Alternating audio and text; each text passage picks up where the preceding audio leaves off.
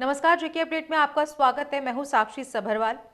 सबसे पहले अगर बात करें जम्मू कश्मीर की राजनीति को लेकर, तो धारा 370 हटने के बाद से जम्मू कश्मीर की राजनीति में बहुत सारे बदलाव आए हैं। बहुत सारे इस दौरान हमने नए चेहरे भी देखे हैं और बहुत सारी नई पार्टियां भी इस दौरान बनी हैं। हालांकि हर पार्टी की ये कोशिश है कि जम्मू कश्मीर में वो अपना वर्चस्व बनाए, अपने आप को स्थापित करे और लोगों की तमाम मुश्किलों का जो दावा आमतौर पर पार्टियां करती हैं, उन मुश्किलों को हल कर पाए। आखिर ये वो नई पार्टियां कहाँ तक पहुंची हैं, क्या उनकी मंशा है और आगे उनका भविष्य क्या रहेगा, वो तो एक अलग बात है। लेकिन इन तमाम नई पार्टियों में एक पार्टी की अगर मैं बात करूं तो वो है डीपीएपी, यानी डेमोक्रेटिक प्रोग्रेसिव आज़ाद पार्टी। गुलाम नबी आज़ाद ने इस पार्टी का गठन आज से 6 महीने पहले किया था और उनका मानना था कि वो जम्मू कश्मीर के लोगों के साथ जुड़ेंगे, उनकी समस्याओं का हल करेंगे। गुलाम नबी आज़ाद की अगर मैं बात करूं तो एक लंबा इतिहास है इनका राजनीति से जुड़ा हुआ और इनकी नई पार्टी से जुड़े हुए भी बहुत सारी बातें हैं। फिलहाल इन सब बातों पर चर्चा करने के लिए स्टूडियो में मेरे साथ मौजूद हैं वरिष्ठ पत्रकार व लेखक सतीश वर्मा जी। सतीश जी, मेरे इस कार्यक्रम में आपका स्वागत है। चूंकि आपका लंबा अनुभव है पत्रकारिता में, आप बहुत करीब से हर पार्टी के नेता को जानते हैं, हर पार्टी को जानते हैं। मैं जानना चाहूंगी कि गुलाम नबी आज़ाद की मैं बात कर रही हूँ, हालांकि 6 महीने हुए हैं इनकी पार्टी का गठन हुए हुए। इस 6 महीने का सफर अगर गुलाम नबी आज़ाद का देखा जाए इस पार्टी को लेकर, तो किस नज़रिए से आप इसे देखते हैं?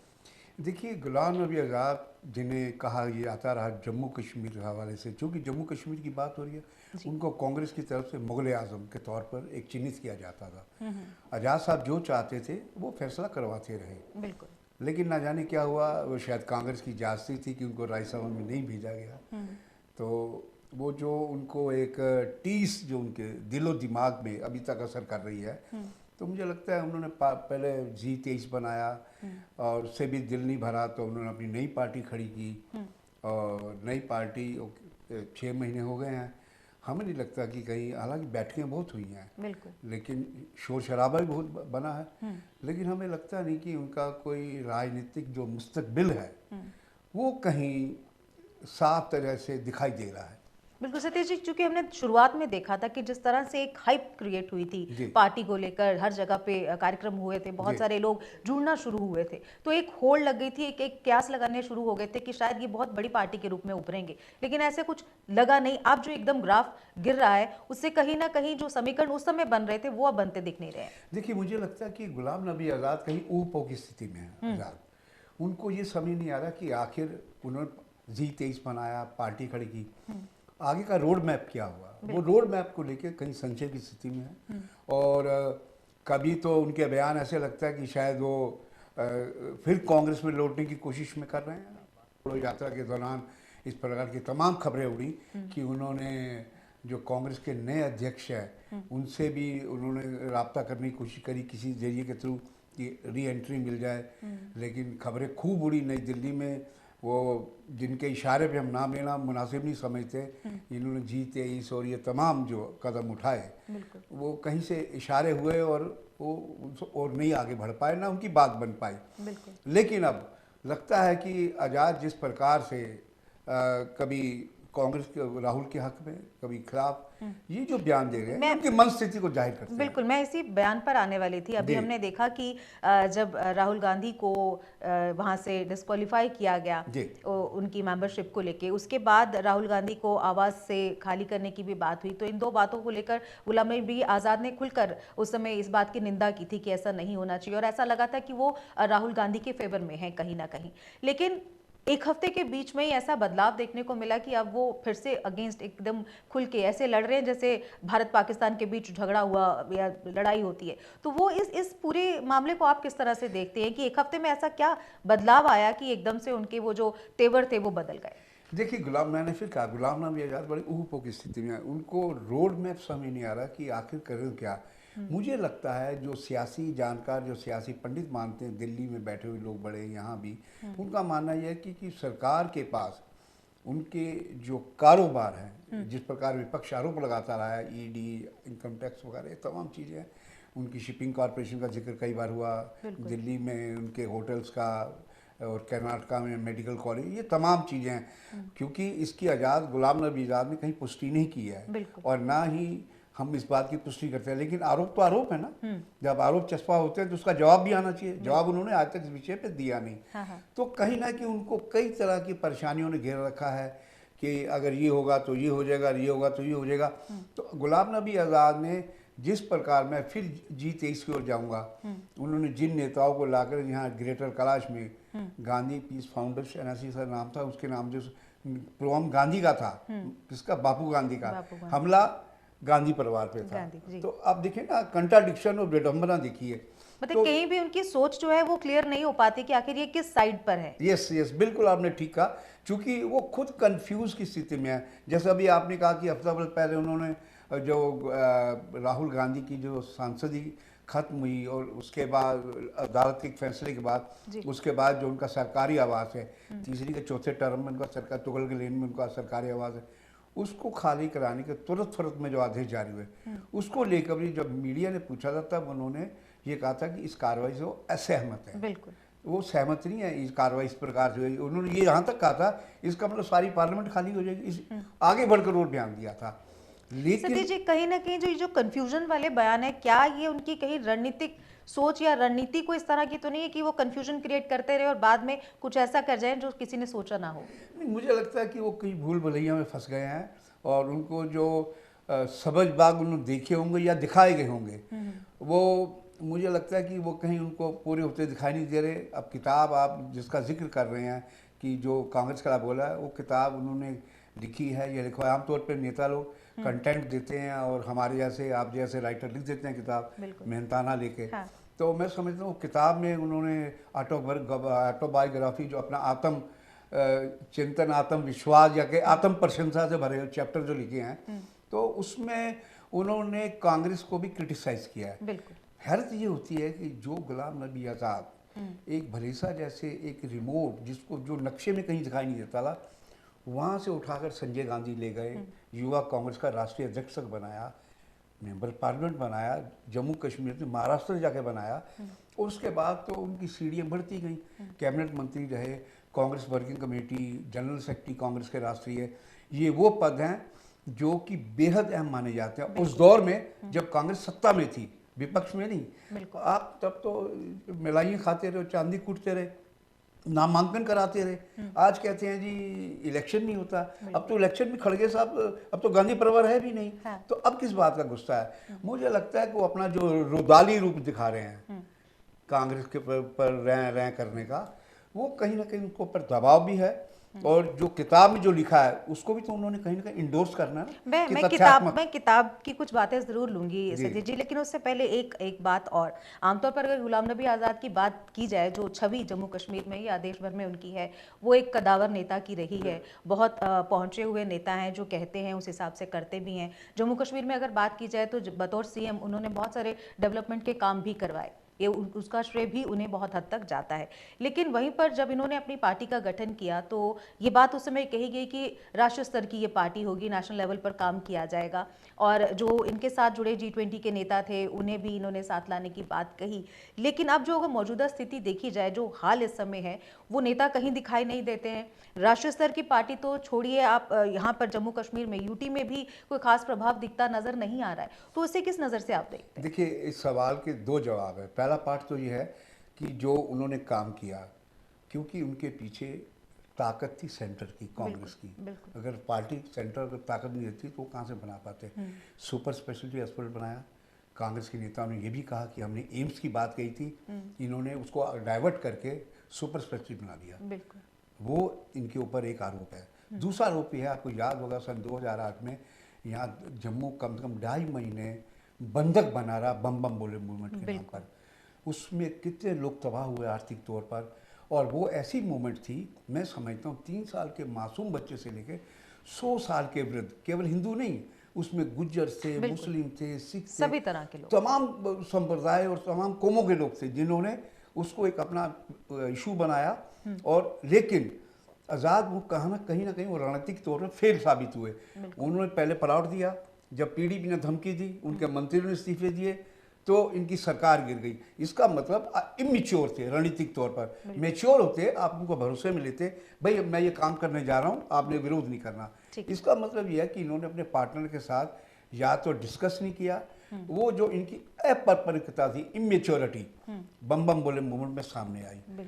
दूसरी बात आपने कहा संगठन के मामले में, देखिए संगठन के मामले में शुरू में देखा जो इनके लॉयलिस्ट माने जाते हैं, ताराचंद डिप्टी सीएम या और जो एक मनोहर लाल शर्मा बिलावर के थे, बलवान सिंह, बड़े लोग थे जो इनके साथ चले गए थे। लेकिन कुछ दिन बाद ही जब राहुल गांधी की भारत जोड़ो यात्रा का असर होने लगा देश भर में, तो वो घर लौट आए। आज उनके साथ कटरे का जुगल किशोर शर्मा जो पूर्व मंत्री हैं, सरूरी हैं, एक दो लोग वैली के हैं, कोई ज़्यादा लोग नहीं हैं। ये गुलाम नबी आज़ाद अच्छी तरह जानते हैं कि यथार्थ के धरातल पर वो सियासी तौर पर आज की डेट में शून्य हैं, बिग जीरो हैं। वो जो भी बोल रहे हैं, जो भी कर रहे हैं, वो नई दिल्ली में जिनके इशारे हो रहे हैं वो उनके कहने पे हो रहे हैं, ये सबको पता है, ये ओपन दिख रहा है। आप हैरान होंगे, देखिए अल्ताफ बुखारी जो हैं जम्मू कश्मीर अपनी पार्टी का, आपको याद होगा जब गुलाम नबी आज़ाद ने पार्टी बनाई थी, सबसे पहले उनका बयान आया था कि ये बीजेपी की बी टीम है। बिल्कुल। आज अल्ताफ बुखारी को Z+ सिक्योरिटी मिली है सीआरपीएफ के सेंटर के आदेश पर। आप समझ सकते हैं कि किस तरह यहाँ पर अलग अलग गुट भर खड़े हो रहे हैं।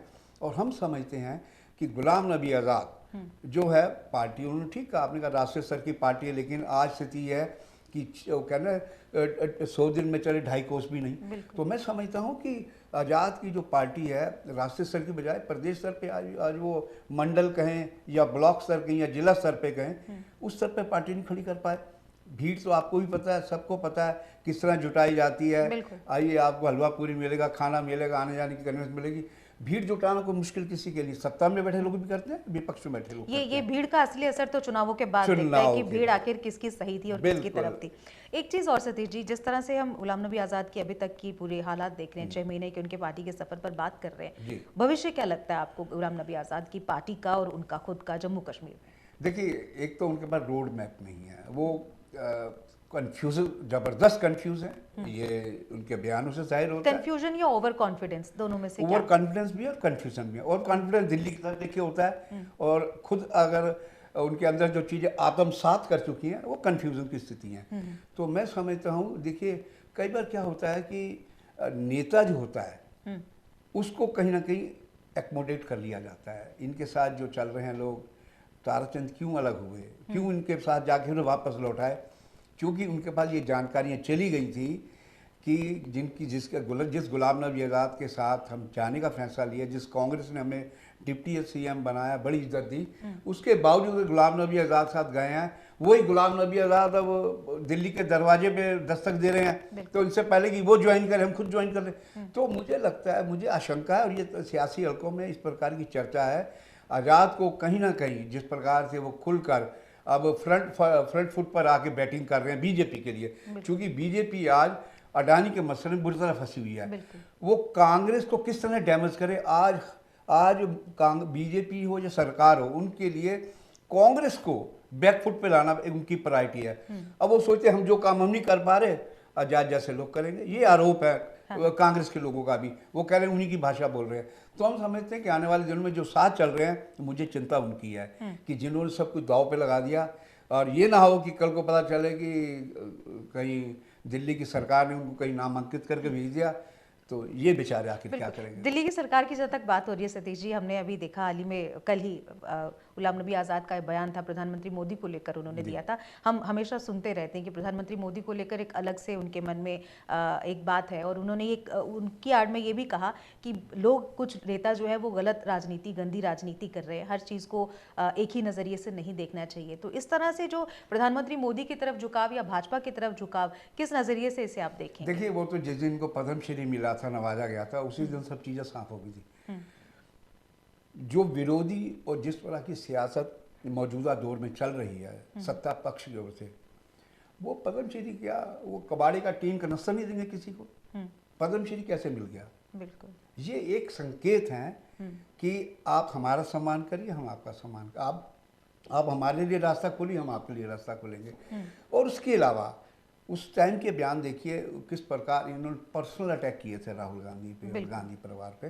हमें उसमें नहीं जाना, ये एक सियासत है, सियासत का अब तो कोई वक़ार नहीं रहा, किस हद तक लोग चले जाते हैं। तोबा तोबा, हमने पहले की भी सियासत देखी है, हमने देखा किस तरह राजीव गांधी प्राइम मिनिस्टर, उनको पता चला वाजपेयी साहब बीमार हैं, उनको किसी ने बताया, उनके घर गए, उनको बाकायदा उस डेलीगेशन में बाहर ले गए, इलाज भी हुआ। ये वाजपेयी साहब ने खुद का जब प्राइम मिनिस्टर बने थे, राजीव गांधी के बारे में पूछा गया। एक दौर वो था जिनका एक कहा जाए कि एक सोच थी सकारात्मक, और अब तो कुछ भी है। देखो पूरा जीवन आजाद साहब ने कांग्रेस में रह के हर चीज करी, यहाँ जिनको जानते थे उनको एमएलसी तक बनवा दिया उन्होंने, हर आदमी को, ऐसे से आदमी को मंत्री बनवा दिया जिनको उनके क्षेत्र का भी आदमी ठीक वोट डाले होंगे पार्टी के नाम पर, लेकिन इतना उनको वो मजबूत स्तंभ नहीं थे। तो इतना कुछ करने के बावजूद आज आप उसी पार्टी को, जिसको कहा जाता है कि पार्टी माँ समान होती है, उसकी छिछेलेदारी करने में लगे, उस पर हमलावर बने हैं सिर्फ इसलिए कि आप किसी को प्लीज करना चाहते हैं। बिल्कुल। लेकिन सतीश जी, राजनीति में एक चीज़ और बहुत बार कही जाती है, और ऐसा हमने देखा भी है कि ज़्यादा देर तक कोई दुश्मन और दोस्त नहीं रहता है। अगर आज वो कांग्रेस के अगेंस्ट है तो कल कांग्रेस के साथ जुड़ भी सकते हैं, और अगर आज बीजेपी के फेवर में है तो अगेंस्ट, मतलब इसको किस नज़र से गुलाम नबी आज़ाद के साथ जोड़कर देखा जा सकता है? बिल्कुल ठीक है, राजनीति में कौन किस तरफ बैठे। आपसे 100% सहमत हूँ, इसलिए कि उनके हफ्ते भर के बयान देख लिए। एक हफ्ता पहले वो राहुल के पक्ष में बयान दे रहे हैं, और हफ्ते बाद उसी पार्टी आला कमान यानी घुमा कर बिना नाम लिए वो हमला कर रहे हैं। तो आपने ठीक कहा, सियासत में कोई स्थायी दोस्त नहीं, स्थायी मित्र नहीं, दुश्मन नहीं। मैं समझता हूँ आजाद साहब फिर वो स्थिति है, वो कहीं दुविधा में है, उनको समझ नहीं आ रहा कि मैंने इतना बड़ा एक रायता फैला दिया है, उसको समेटूं कैसे। तो लगता है कि वो अब जिस प्रकार से किताब की आड़ में हमला बना है, बात वही है कि देखिए दिल्ली की सरकार इस टाइम अडानी मुद्दे पे बुरी तरह घिरी हुई है, और तमाम कभी कोई केजरीवाल उनकी एजुकेशन को लेके डाइवर्ट करना चाहते हैं, कोई किसी मुद्दे, कोई गांधी के मुद्दे को डाइवर्ट करना चाहता है। तो हो सकता है ये भी एक अटेम्प्ट हो, और पार्टी के भीतर से नहीं, पार्टी के बाहर से ऐसे नेता से कराए जम्मू कश्मीर से, जो यहाँ का चीफ मिनिस्टर रहा, पार्टी में अहम पदों में रहा कांग्रेस में। तो मैं समझता हूँ एक रणनीति भी हो सकती है, और इनकी अपनी एक अति महत्वाकांक्षा भी हो सकती है। चलिए, एक कुल मिलाकर आखिर में सतीश जी, आपने एक लंबा अनुभव रहा है आपका पत्रकारिता में, और आपने बहुत सारी पार्टियों को बनते और बिगड़ते देखा है। क्या लगता है आपको कि अब ये आज़ाद की पार्टी कहाँ, किस करवट जाके बैठेगी? देखिए, आज़ाद की अगर पार्टी चुनाव तक रहती है तो ये सिर्फ वोट काटने के अलावा कुछ नहीं कर सकती। इस चुनाव रैली में, बनिहाल में, चूंकि वकार रसूल वानी इन्हीं के आदमी थे, बिल्कुल मंत्री रहे वो, उन्हीं का नाम उन्होंने खुद प्रपोज किया था जब जीए मीर को हटाने की बात चली थी। जीए मीर को हटाया नहीं जाता है, लेकिन इसका दबाव इतना था। हैरान है लोग है कि खुद इन्होंने जाके सोनिया गांधी से कहा कि आप इसको बना दीजिए, या सरूरी को 2-3 नाम दिए, बिल्कुल उसका नाम क्लियर हो गया वकार रसूल वानी का, आप उसी के खिलाफ शुरू हो गए। बिल्कुल, मतलब ये वही स्थिति बनी जो पंजाब में सिद्धू ने खुद नाम चन्नी का प्रपोज किया, बाद में उसी के खिलाफ कहा जो करप्ट चीफ मिनिस्टर है। ये कुछ लोगों में अपनी एक साइकी समझ लीजिए या ओवर डोमिनेशन की बात समझिए। मैं समझता हूँ गुलाम नबी आज़ाद अगर कल को चुनाव होते हैं तो अभी फिलहाल तौर पे ये कहा जा सकता है कि 3-4-5 सीटों पे अपना असर दिखा सकते हैं। विधायक कितने बन के आएंगे वो समय के गर्भ में है। चलिए, फिलहाल ये हमने बात की आज गुलाम नबी आज़ाद की पार्टी का जो 6 महीने का सफ़र था उसको लेकर, कि सतीश वर्मा जी ने आपको बताया कि किस तरह से पार्टी तो है ही है, उसके बावजूद गुलाम नबी आज़ाद जो एक कद्दावर नेता माने जाते हैं, वो किस कन्फ्यूजन में हैं, किस तरह के हालात पार्टी में बने हुए हैं, और आने वाले समय में पार्टी का भविष्य क्या होगा, इन तमाम बातों पर हमने चर्चा की। ऐसी ही और चर्चाओं के लिए, ऐसी ताज़ा खबरों के लिए जुड़े रहिए जेके अपडेट के साथ। और सतीश जी, ऐसे ही हमारे कार्यक्रम में आने के लिए, इस तरह की जानकारी देने के लिए, अपने अनुभवों को साझा करने के लिए आपका बहुत बहुत धन्यवाद। शुक्रिया।